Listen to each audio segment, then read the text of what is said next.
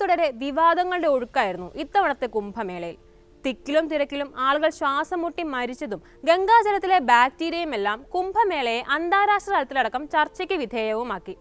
ഈ സംഭവങ്ങളെല്ലാം അതിവിദഗ്ധമായി ന്യായീകരിച്ച് കൈകഴുകിയ UP മുഖ്യമന്ത്രി യോഗി ആദിത്യനാഥ് ഇപ്പോൾ പുതിയൊരു അവകാശവാദവുമായി രംഗത്തെത്തിയിട്ടുണ്ട്. നേരത്തെ കുംഭമേളയുടെ തുടക്കത്തിൽ പ്രയാഗ്രാജിൽ തോണിക്കാർ അനുഭവിക്കുന്ന പ്രശ്നങ്ങളെക്കുറിച്ച് നിയമസഭയിൽ സമാജ്വാദി അധ്യക്ഷൻ അഖിലേഷ് യാദവ് സൂചിപ്പിച്ചിരുന്നു. കുംഭമേളയിലെ അവിഭാജ്യ ഘടകമായ കടത്തുകാരെ യോഗി സർക്കാർ തഴയുന്നു എന്നായിരുന്നു അഖിലേഷ് യാദവിന്റെ ആരോപണം. BJPക്ക് കീഴിൽ ജീവിതം തള്ളി നീക്കാൻ പാടുപെടുന്ന അവസ്ഥയാണ് കടത്തുകാർക്കെന്നും അവർക്ക് ജീവിക്കാൻ ആവശ്യമായത് നൽകാൻ യോഗി സർക്കാർ കഷ്ടപ്പെടുന്നുവെന്നും സമാജ്വാദി ചൂണ്ടിക്കാട്ടിയിരുന്നു. ഈ ആരോപണത്തിന് ഒരു തോണിക്കാരന്റെ കഥയുമായാണ് യോഗി ഇപ്പോൾ മറുപടി നൽകുന്നത്. കുംഭമേള നടന്ന 45 ദിവസം കൊണ്ട് ഒരു തോണിക്കാരന്റെ കുടുംബം 30 കോടി സമ്പാദിച്ചു എന്നാണ് യോഗിയുടെ അവകാശവാദം. പ്രതിപക്ഷം പറയുന്നത് പോലെ തോണിക്കാരെ ആരും ചൂഷണം ചെയ്തിട്ടില്ലെന്നും കുറ്റമറ്റ രീതിയിലാണ് കുംഭമേള നടന്നത് എന്നും യോഗി പറയുന്നു. 2025-26 വർഷത്തേക്കുള്ള സംസ്ഥാന ബജറ്റിലാണ് യോഗി ഇക്കാര്യം അവകാശപ്പെട്ടത്. അദ്ദേഹത്തിന്റെ വാക്കുകൾ ഇങ്ങനെയായിരുന്നു: ഞാനൊരു കടത്തുകാരന്റെ കഥ പറയാം. അവർക്ക് 130 ബോട്ടുകളാണ് ഉണ്ടായിരുന്നത്. 45 ദിവസത്തെ മഹാകുംഭമേളയിൽ നിന്ന് 30 കോടിയാണ് അവർ സമ്പാദിച്ചത്. എന്ന് വെച്ചാൽ ഓരോ ബോട്ടിനും 23 ലക്ഷം വീതം അവർക്ക് കിട്ടി. ദിവസം കണക്ക് നോക്കുകയാണെങ്കിൽ 50,000 മുതൽ 52,000 വരെയായിരുന്നു അവർക്ക് പ്രതിദിനം ലഭിച്ചിരുന്നത്. പ്രതിപക്ഷം ആരോപിച്ചതുപോലെ ഒരു കടത്തുകാരനും പ്രയാഗ്രാജിൽ ചൂഷണം ചെയ്യപ്പെട്ടിട്ടില്ല. കുറ്റമറ്റ രീതിയിലാണ് സർക്കാർ കുംഭമേള നടത്തിയത്. ഒരു കുറ്റകൃത്യം പോലും നടക്കാതെ, ഒരു കുഴപ്പവും പറ്റാതെ 66 കോടി ഭക്തരും ടൂറിസ്റ്റുകളും കുംഭമേളക്കെത്തി. ചടങ്ങിൽ പങ്കെടുത്ത് സന്തോഷത്തോടെ തിരിച്ചുപോയി.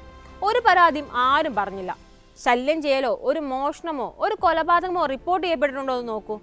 പ്രയാഗ്രാജിലേക്ക് വരാത്തവർക്ക് കുംഭമേളയുടെ അനുഭവം നഷ്ടപ്പെട്ടുവെന്നേ പറയാനാകൂ.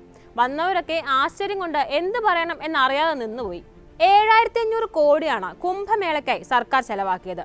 എന്നാൽ തിരിച്ചു കിട്ടിയതോ 3 ലക്ഷം കോടിയും. റെക്കോർഡാണത്. ഹോട്ടൽ മേഖലയിൽ നിന്ന് മാത്രം 40,000 കോടി സംസ്ഥാനത്തേക്ക് എത്തി. ഭക്ഷണം ഉൾപ്പെടെയുള്ള മറ്റു ദൈനംദിന ആവശ്യങ്ങളിൽ നിന്ന് 33,000 കോടി, ഗതാഗതം വഴി 20,000 കോടി, കാണിക്കയായി 660 കോടി, ടോൾ പിരിച്ച വകയിൽ 300 കോടി, മറ്റ് സംഭാവനകളിലൂടെ 66,000 കോടി എന്നിങ്ങനെയാണ് കണക്കുകൾ.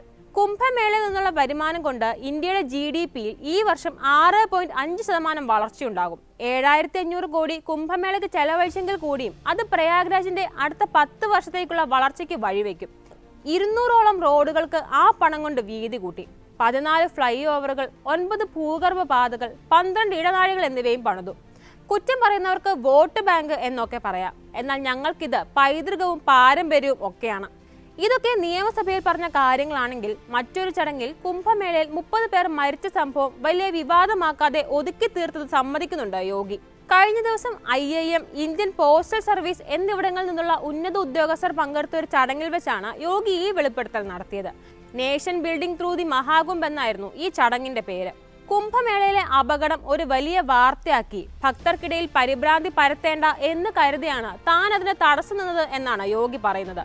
സംഭവം നടക്കുമ്പോൾ പ്രയാഗ്രാജിന് താങ്ങാവുന്നതിനും 10 മടങ്ങ് ആളുകൾ കുംഭമേളയിൽ ഉണ്ടായിരുന്നുവെന്നും അതിന്റെ ഭീകരത പുറത്തറിയാതിരിക്കാൻ എല്ലാ മുൻകരുതലും സ്വീകരിച്ചുവെന്നും യോഗി പറയുന്നു.